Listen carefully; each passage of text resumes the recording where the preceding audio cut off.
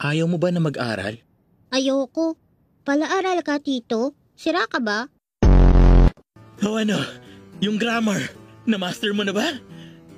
Ano ba yung grammar? Aksaya lang sa oras na turuan ka! Classmates! Ako rin, ibibigay ko yung paborito kong libro. Ibibigay ko yung relo ko. Ingatan mo to, ha?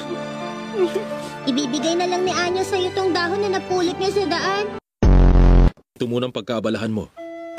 Ginagamit namin to sa examinations. Pinapalagay namin itong mga laruan na to sa mga pasyente sa kahit anong paraang gusto nila. Masayang gawin to.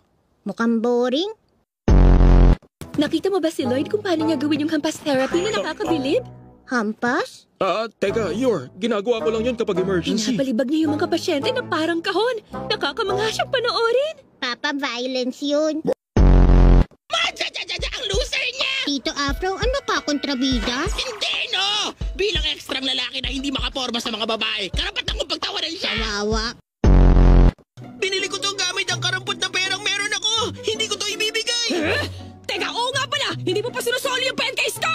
Huh? At pinahiya mo ako nung kumanta ko, hindi naman pala kailangan. May utang kang dahon. Hindi pa po nakakapunta si Anya sa dagat. Wow na wow! Iwan ka sa bahay, Bond. Sweet room! Wow na wow!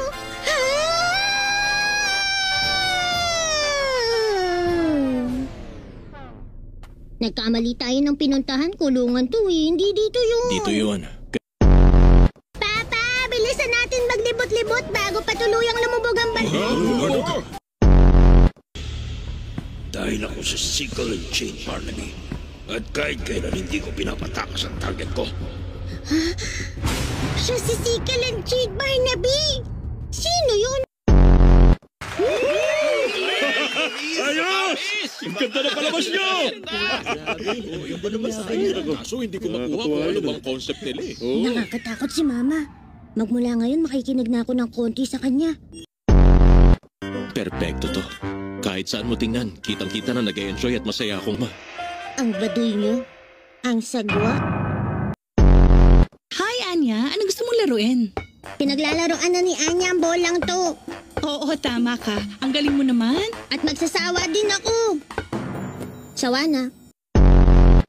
Gusto mo libutin bahay ni Anya? Oo nga pala. First time ko makapasok sa bahay niyo. Ito ang living room. Ano?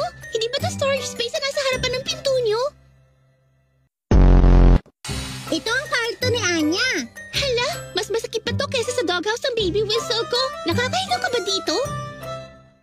Huwag ka na nga lang maglibot.